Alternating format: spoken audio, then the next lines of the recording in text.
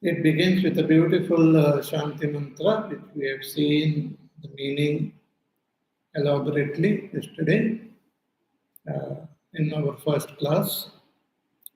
So, Om Vangme Manasi Pratishtita, may my speech be well established in my mind, and may my mind be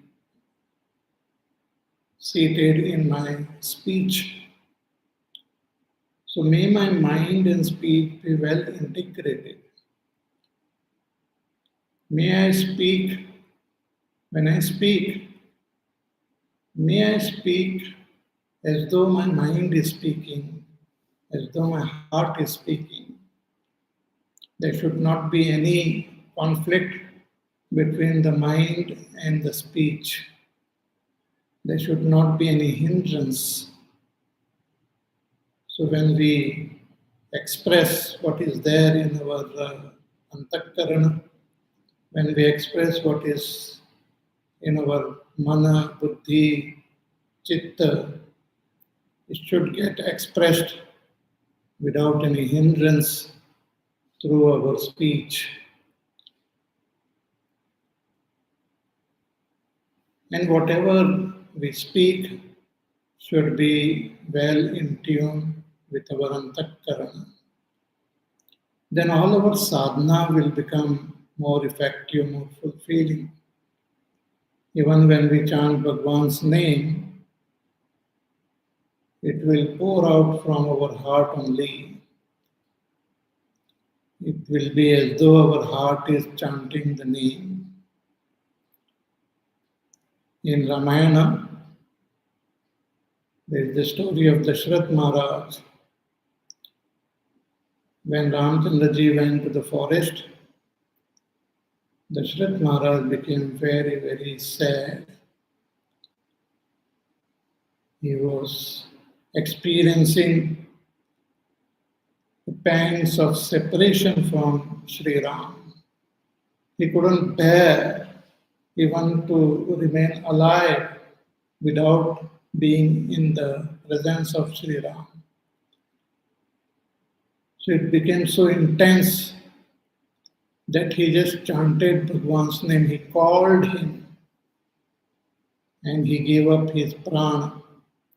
Ram, Ram kahi, Ram kahi, Ram, Ram kahi, Ram. So the only 6 times he chanted Ram, Ram, Ram, but it was so intense that his pranas left his body and he attained Bhagwan's dham.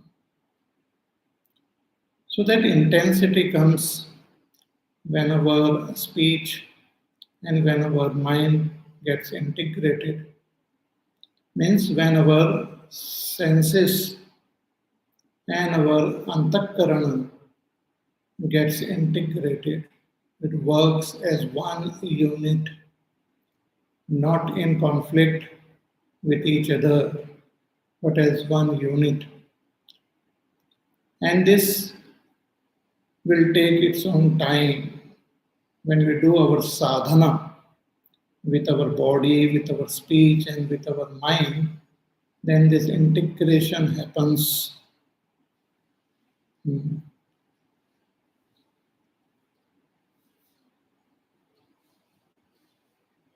Bhagwan Shankaracharya ji also writes in Bhaja Govindam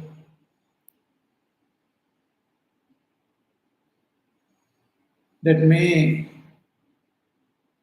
when we meditate on Bhagwan Sri Vishnu and chant his name and do satsang and give dana and do swadhyaya and do puja and japa, then this integration happens. Then our entire personality works, dedicating all our actions to Ishvara. So with this integrated personality, when we study the Vedas, then the meaning becomes more clear. So there is this prayer to that Brahma that please reveal yourself to me. May the secret of the Vedas gets revealed to me. Vedasya Anistaha, bring the Vedas to me. May I not forget whatever I have heard. May all the learning which I have gained remain with me. May I spend day and night studying the Vedas. See, the Vedas are the Praman to recognize our own self. We have various Pramans like Pratyaksha, Anuman, Upaman, and Arthapatti. With these four Pramans, we come to know this world. But these four Pramans become ineffective to give us knowledge of our own self. We don't know who am I. And this knowledge can happen only with Agama Praman, with Vedanta Praman, with Upanishad Praman. And these Vedas are not man-made. They are not written by some Rishi Munis or some ancient men. They were revealed. They are the direct expression of that Brahma. Though in modern times people do research and they talk about Vedic time, they give some chronological time to these Vedas. According to modern research, they say the Rig Veda is the most ancient Shastra in this world. They give some figure also 10,000 years or 15,000 years ago. But traditionally, we don't accept this explanation, though it might get revealed in different times. But the Vedas are eternal. They are Anadi, Ananta, and Apaurushaya. This is very important to understand and to have this faith, because unless we have faith that the Vedas are the Praman to gain self-knowledge, we will not be able to gain it. It cannot be gained through our own logic and inference and perception and experimentations. Nowadays, people do experiments with consciousness, but it is not possible to gain knowledge of the self through any other means than with these Upanishads. So may the Vedas be brought in front of me so that I come to understand the wisdom revealed. Shrutam me ma prahasihi, may whatever I have learned not abandon me. May I spend day and night studying these Vedas, and may I speak what is understood as the truth from the Vedas, and may I inculcate this truth in my life and let this truth express through my speech. That is Satyam. And may that Supreme Brahma protect me. May that Supreme Brahma protect my teacher. May it protect me. May that Brahma protect my teacher. May that Brahma protect my teacher. Om Shanti Shanti Shanti. Let there be peace, peace and peace at all levels, at the Adhyatmic, Adibhautik and Adidaivik level. After this beautiful Shanti mantra, let us begin the study of this Upanishad. There are 3 chapters in this Upanishad. And as I said, it is from the Aranyaka portion of Rig Veda. And in that second Aranyaka of Aitareya Aranyaka, the second chapter, in that second Aranyaka, this is 4th, 5th, and 6th chapter. So the previous 3 chapters of this Aranyaka spoke about karma and upasana.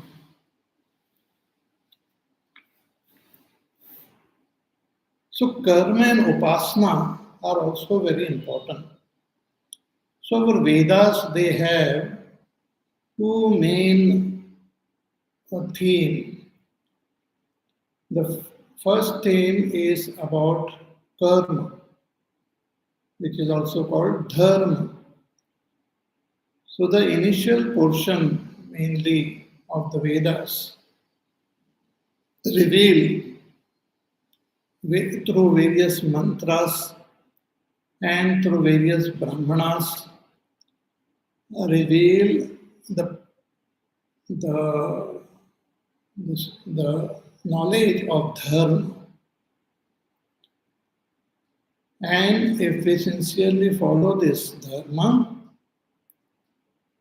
it not only gives whatever required for our livelihood in this world, but also we can acquire punya and attain the higher world. So by following the path of dharma as shown in the Vedas, when we live in this world, our life on earth becomes most harmonious. And that is the meaning of the word dharma also. Dharma means dharayate iti dharma, that which upholds, that which helps to maintain harmony in the world. So depending on our nature, depending on our gunas, depending on our gender, the Vedas guide us as to what type of actions we should perform so that we not only gain the benefit in this world, but also gain higher lokas after our death, or are born again in a better condition to continue with our life journey. But the Vedas also convey that if we follow this path of dharma without having desire for worldly results and without having desire for the other worldly results, if we perform or follow the path of dharma so that our antakarana becomes pure and we attain that Ishvara. So with the Ishvara Arpana Buddhi, when we follow this path of dharma, it purifies our antakarana and we become fit to gain knowledge. And only through knowledge of the self we become free of this samsara, of taking birth again and again and dying. This samsara chakra or the karma chakra which we are experiencing now will come to an end when we gain self-knowledge. So after speaking about karma and upasana, now from this fourth chapter onwards, in that second Aranyaka, begins this Upanishad. So what is fourth chapter for this Aranyaka is the first chapter of this Upanishad. And the main theme of this Upanishad is Brahma Vidya, which is to gain that knowledge of Brahma, to understand ourselves as Brahma and to become free. It has got nothing to do with upasana. Through karma and upasana, we don't gain moksha. We can prepare ourselves to gain knowledge through karma and upasana. But self-knowledge alone gives moksha. So before beginning with this Upanishad, Shankaracharya ji has written a very, very elaborate introduction. It is called Sambandha Bhashya, introduction to this Upanishad. We won't go into the elaborate details, but briefly we will see what he conveys. So Shankaracharya ji writes in the beginning कि परिसमाप्तं कर्म सह अपर ब्रह्म विषय विज्ञानेन. He says till now, in that second Aranyaka, in the first three chapters, the knowledge of karma was given along with the upasana of Hiranyagarbha, Apara Brahma. Apara Brahma means lower Brahma, which is Hiranyagarbha. So Hiranyagarbha upasana and the knowledge of Hiranyagarbha was revealed. And one has to do that, what we call, contemplate on Hiranyagarbha. And when we then we attain the loka of Hiranyagarbha. So Saisha Karmano Jnana Sahitasya Para Gatihi Ukta Vijnana Dvarena Upasamhita. So this is called Ukta Vijnan, wherein we gain knowledge of Hiranyagarbha and then meditate on him, which gives that result of attaining Brahmaloka. So this is done through the combination of karma and knowledge. Karma and jnana samuchaya it is called. Means we have to gain knowledge to do that upasana. We have to gain knowledge of that Hiranyagarbha or Apara Brahma. It is also called Saguna Brahma. And with that knowledge, we have to meditate.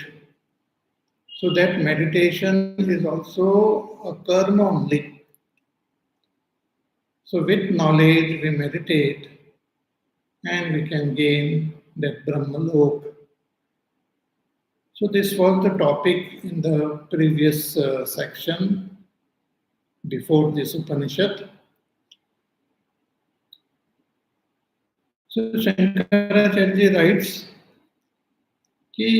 that section is over now. Etat satyam brahma pranakyam isha eko devah etasya eva pranasya sarve deva vibhutayah etasya pranasya atma bhavam gachan devata appeti iti uktam. So through this upasana, along with the knowledge of that Apara Brahma, one can attain that Hiranyagarbha or Hiranyagarbha Loka. Hiranyagarbha is also called Pranam, who is the very support of all the devatas. So that was the portion. But there are some people and there are some thinkers who think that attaining that Brahmalok, doing this upasana, along with the knowledge of that Brahma, along with the knowledge of that Hiranyagarbha, and attaining that loka itself is moksha. Nothing else has to be done. Soyam devta apyaya lakshanaha parapurushartaha. Esha moksha, that itself is param purushartha, that itself is moksha. Sachayam yathoktena jnana karma samuccaya sadhanena praptavyah nata param asti iti eke pratipannaha, and which can be attained through the combination of knowledge and karma. We have to gain that knowledge and then perform the karma of doing the upasana, meditating, etc., to gain that Brahmalok, and that itself is considered as moksha by some people. So Shankaracharya says that this is wrong, this is not proper, it is not moksha. So tam nirachikeshuhu uttaram kevala atmajnana vidhanartham atma va idam iti adya aha. Therefore the Upanishad begins with this statement that atma va idam agrasit. Atma va idam ekameva agrasit. So with this statement, this Upanishad begins to give the knowledge of that Atma, which alone gives moksha.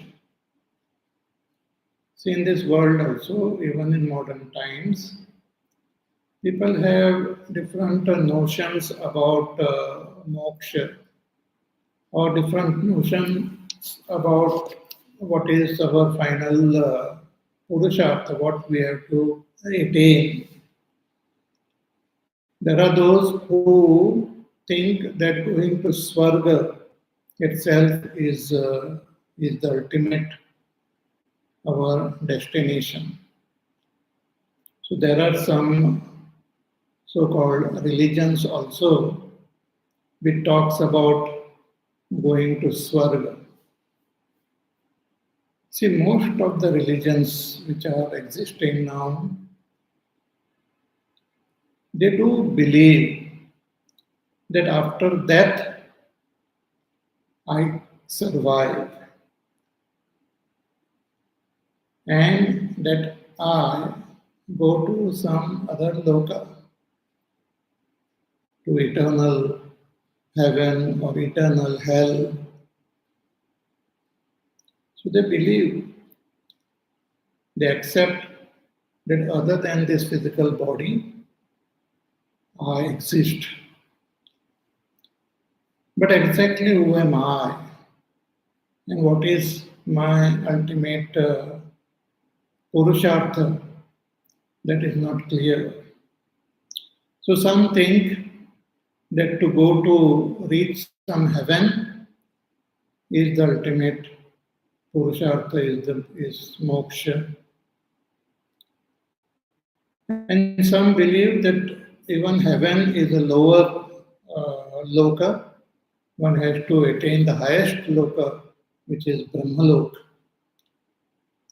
And in order to attain this, we have to do some karma to please. So there are those religions which think that if we do some special type of karma to please that Ishvara, to please that Devata, then He will allow us to go to Swarga. And here in our Sanatan Dharma also, when we follow the path revealed in the Vedas, when we perform the karma as shown in the Vedas, and when we acquire a lot of punya, so through karma we acquire punya, we can go to Swargalok. And if our karma is accompanied with knowledge, and that knowledge is accompanied with meditation, knowledge of Hiranyagarbha and meditation on Hiranyagarbha, we can attain Brahmalok. So through karma and knowledge related to that karma, the maximum we can attain is Brahmalok. Or we can ourselves become Brahma in our future lifetime. That is the maximum one can attain to karma and jnana samuchaya, combination of karma and jnana. But if one wants to attain moksha here and now, then the only method is to gain self-knowledge. And this self-knowledge is not accompanied with some karma. Not that we have to gain that knowledge of the self and then do some karma. Knowledge of that self alone gives us moksha. And when we say knowledge, it is the direct experience of the self. Knowledge which culminates in the experience, in aparoksha anubhuti. So in order to reveal this knowledge, which is alone capable of giving us moksha without the need for any karma, is the topic of this Upanishad. Not only this Upanishad, but other Upanishads also. So Shankaracharya ji, he conveys in his Bhashya that that topic of karma and knowledge together to attain Brahmalok, that topic is over. Now the Upanishad begins to convey the knowledge of that self alone. Then there is a big discussion on this in his Bhashya, where the Purva Pakshi, those who oppose the teachings, who have their own ideas and own philosophy, who oppose what is conveyed in the Upanishads and what is conveyed by Shankaracharya ji, they are called Purva Pakshi. They are the opposition. The opposition may be another person also. That opposition may be a Shishya also who has got this doubt, who might have this sincere doubt. So here the question the opposition, the Purva Pakshi raises, that how do you say that this Upanishad is meant only to gain knowledge? And it is not something which is, that knowledge is not something which is accompanied with karma. Bhagavan Shankaracharya writes that it is what we come to understand after studying this Upanishad, that it is revealing only self-knowledge. Also, Bhagavan says that in this Upanishad, the Upanishad talks about the Devatas. And those Devatas are also shown to have hunger and thirst. So through karma upasana, the Devatas which we want to attain, they also have hunger and thirst. They also have their own problems. So they are also within the samsara only. So attaining them, one will not become free of samsara. Ashanayadi mat sarvam samsara eva parasyato brahmano ashanayadi atyaya shrutehe. But that param brahma, that supreme self, is free from ashanaya, pipasa. It is free from hunger and thirst. Therefore, attaining that self, realizing that self alone can make a person free of the samsara, and not through some karma and upasana.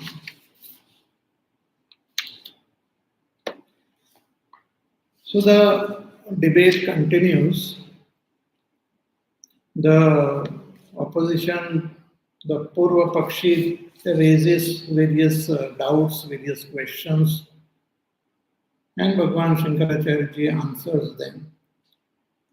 That is how he has written this, all this bhashya, because all possible doubts, all possible questions which might come in our mind while studying the Upanishads are raised and they are answered, they are clarified. Hence, the knowledge becomes more and more clear. Because if we have some doubts, if we have some questions, then our knowledge will not be effective. Our knowledge should be free of all doubts. In Gita also Bhagavan says, Asamshayam samakram mam yatapnyasyasi tat shramum. In the 7th chapter, he says, you understand me free from doubts and completely. So here the Purva Pakshi raises various doubts, and Bhagavan Shankaracharya ji, he clarifies all their doubts. So one of the doubts which they raise is that, no, this Upanishad is talking about karma only. Because it is meant only for those who perform karma. So even self-knowledge is to be associated with karma alone.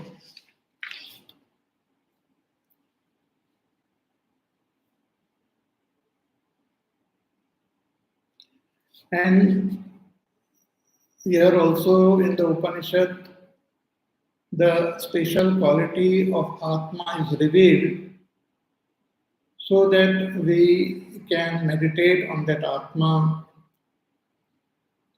and that itself is a karma. So knowledge of Atma along with karma alone is indicated in the Upanishad.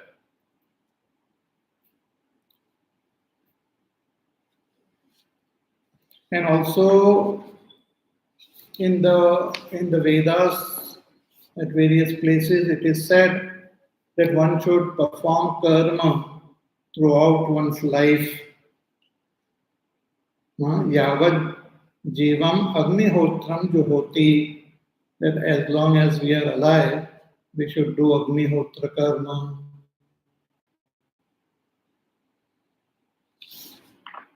So therefore, one should not give up karma. But Shankaracharya ji replies to them, what you are saying is not proper. Because once we gain self-knowledge, then there is no prayojan of karma, then karma makes no sense. Paramartha vijnane phala adarshane kriya anupapattehe.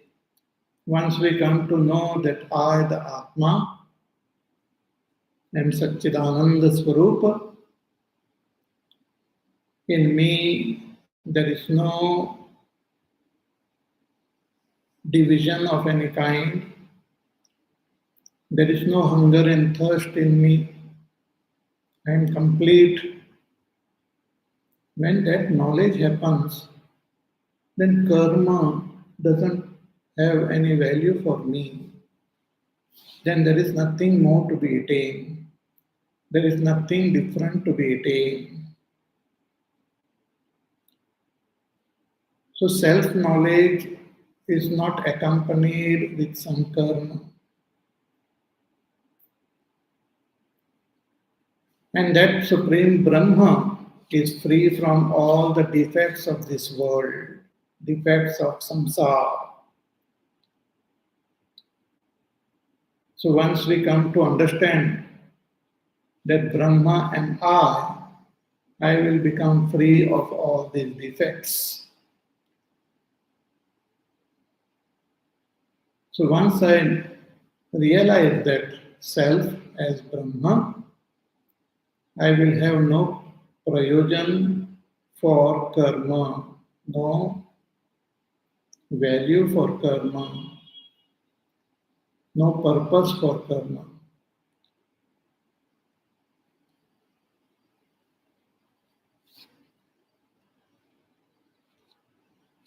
But that Purva Pakshi, he says that no, the Shastras have said that you should continue to do your karma till you are alive.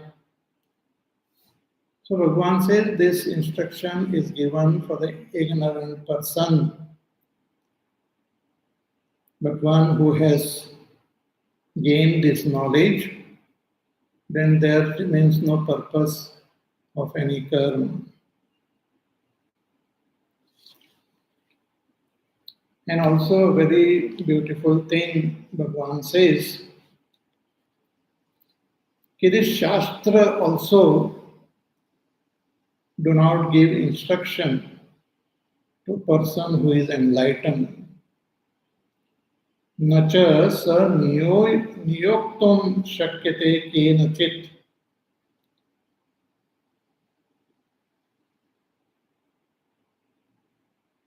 Because the Shastras have also come from that Supreme Self alone.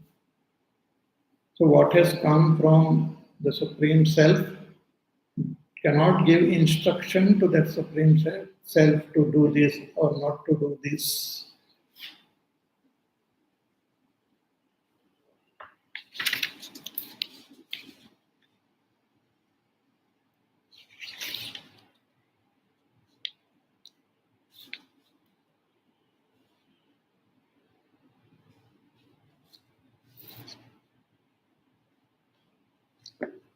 So for the one who is ready for self-knowledge, such a person should renounce all karma and follow this path sincerely till he attains that enlightenment. This is not only said here in the Upanishad, but also in Bhagavad Gita. In Gita also, though in the beginning Arjuna was not ready to fight the war, he wanted to give up his karma, renounce everything.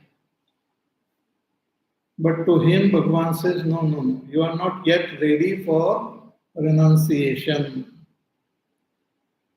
Just by giving up action or not doing any action will not take you towards enlightenment.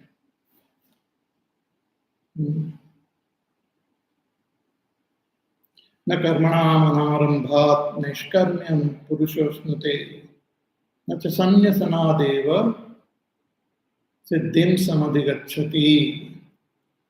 just by not performing action or giving up action will not lead to enlightenment. So now your role or your uh, place is to perform action. Karmanyeva adhikaraste ma phaleshu kadachana. You have not yet reached that state when you can renounce action. But once your antakarana becomes pure, once we reach total purity of our antakarana and gain that vairagya, then we have to just drop all karma and focus our attention on gaining self-knowledge and gaining enlightenment. And it doesn't matter in which stage of our life we are. In the Shastra it is said that a person who has gained this vairagya can take sannyas in whatever state of in the stage of life he or she might be. It is said, कि गृहात् वनी भूत्वा प्रव्रजेत् यदि वा इतरथा ब्रह्मचर्यात् एव प्रव्रजेत् गृहाद् वा वनाद् वा.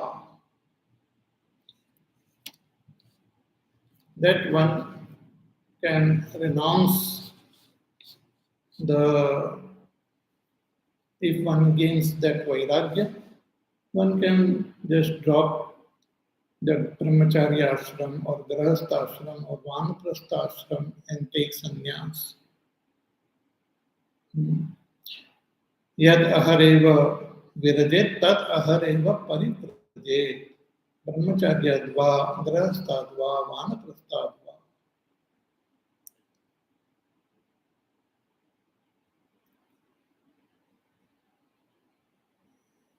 One cannot remain as in the house or householder's life when one has gained that vairagya. So one just drops all this worldly karma and focuses one's attention on gaining self-knowledge alone. See, even in modern times, when we see the life of Bhagwan Ramana Maharshi also, he was staying in his house, going to school, but he had this very mystical experience of death. And during this experience, he realized that I am deathless. There is no death for me. That intense experience happened. And when he got this experience, he lost all interest in worldly matters. He was no more interested in his school studies. He was no more interested in other worldly activities. And he started wondering that what am I doing here at home? His brother also told him that why are you behaving like this, like a hermit? So one day he just decided that I will leave my house, leave this house and just go. He had heard about Arunachalam, so he just went to Arunachalam, gave up all his worldly little possessions also, and just surrendered to Bhagwan there, Bhagwan Shiva, and remained there throughout his life. So that is sannyas only. So when one gains that vairagya, when one gains that abidance in the self, then the ritualistic actions the actions meant to gain certain result in this world or the other world makes no sense. In Gita also Bhagavan says that once when our whole place is surrounded with fresh water, then one will not go to a well to draw water from it. So self-knowledge is the ultimate, and it is not something which is accompanied with action. Actions are done in the beginning to gain the qualification, the purity of the mind, the single pointedness of the mind. But once we gain this, we have to approach a teacher and gain that knowledge. Tadvidde pranipatena pariprashnena sevaya upadekshanti te jnanam jnaninas tattvadarshinaha. We have to approach an enlightened master and gain that knowledge. And thereafter, just gain abidance in this knowledge. So this knowledge of this self is revealed in this Upanishad. Therefore, it is not something which is a combination of knowledge and action. It is pure knowledge. Knowledge alone can make us free from our bondage. When we know who am I, we become free of all our bondage. So to reveal this knowledge, this Upanishad begins here. Atha kevala nishkriya brahmatmakatva vidya darshanartham uttaro grantha arabhyate. So the following text begins to reveal that nishkriya Brahma and the oneness of this nishkriya Brahma with our inner self. Okay? So with this elaborate introduction, in which Bhagavan Shankaracharya ji has conveyed that not by karma and knowledge, but only by pure knowledge, we can attain that moksha. And for that, we have to renounce all karma. Renounce all karma means renounce all the karmas which are indicated in the Vedas, which gives us worldly prosperity and which gives the result of going to other lokas. So one has got nothing to do with that type of results. So one renounces all of them and focuses one's attention on gaining self-knowledge alone. Okay?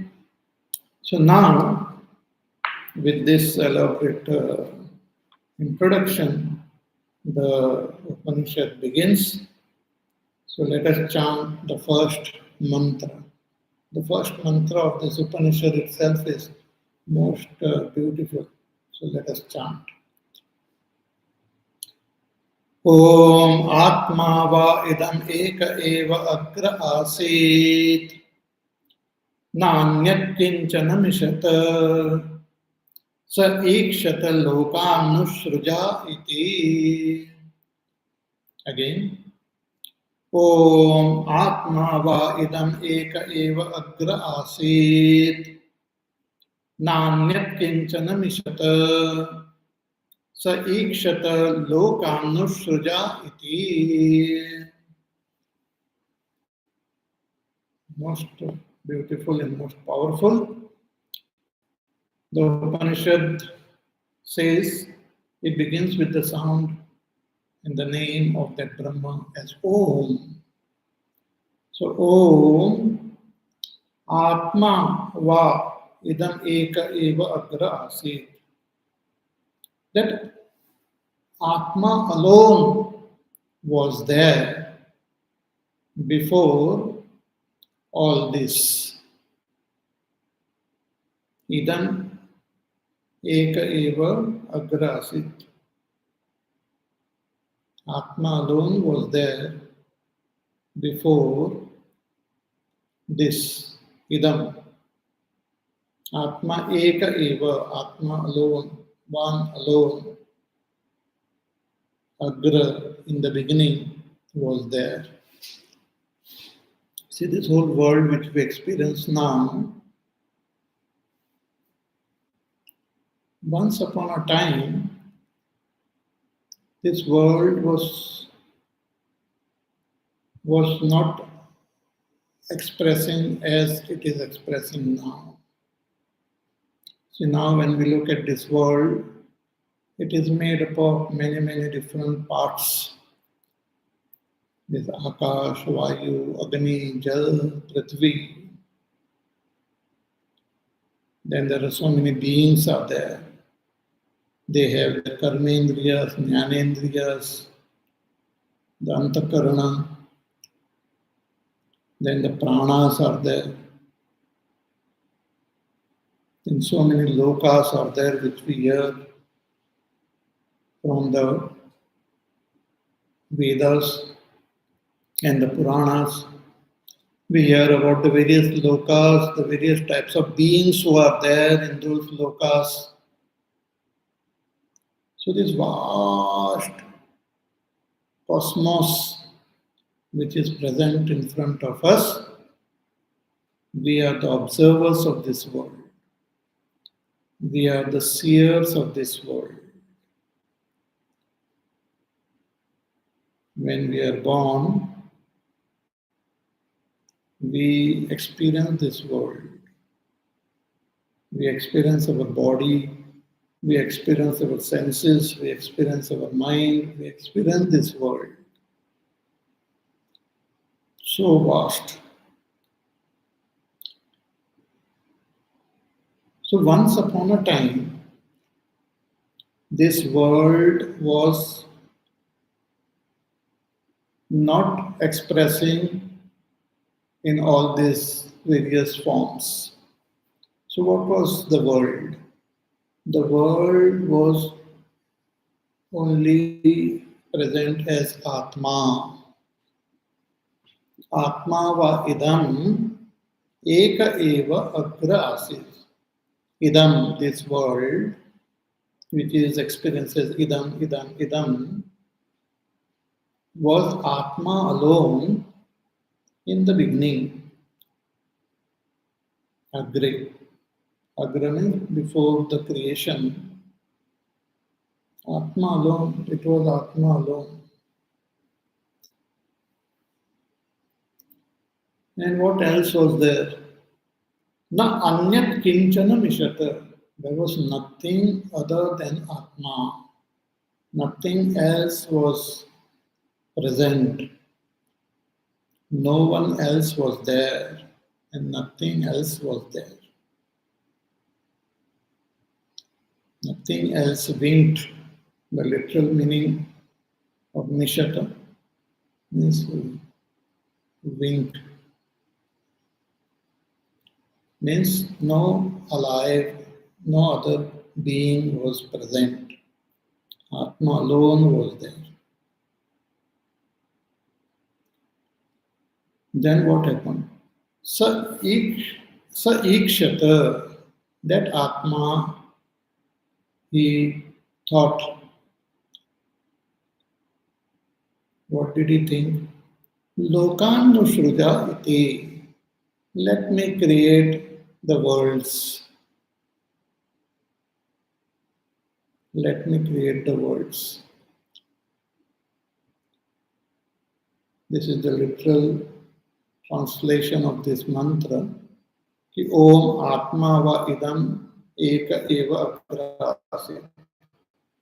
That Atma, one alone, was this before. I mean, this was Atma alone.